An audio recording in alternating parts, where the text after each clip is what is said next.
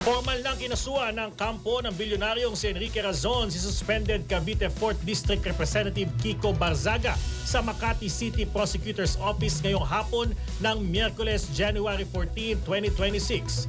Mismong si Razon ang naghain ng 2 counts of cyber libel laban kay Barzaga kasama ang kanyang mga abogado.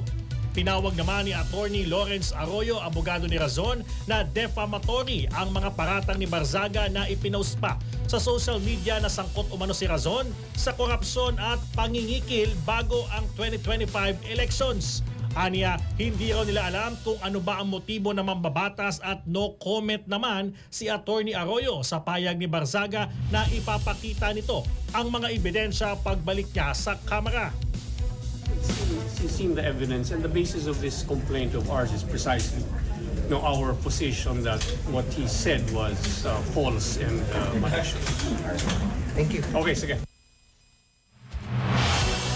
Matatandaan naman sa post online at public statements ni Barzaga, sinabi niya na ang kanyang dating mga kasamahan sa National Unity Party o NUP ay nakatanggap umano ng suhol mula kay Razon kapalit ng pagsuporta sa speakership ni dating House Speaker Martin Romualdez.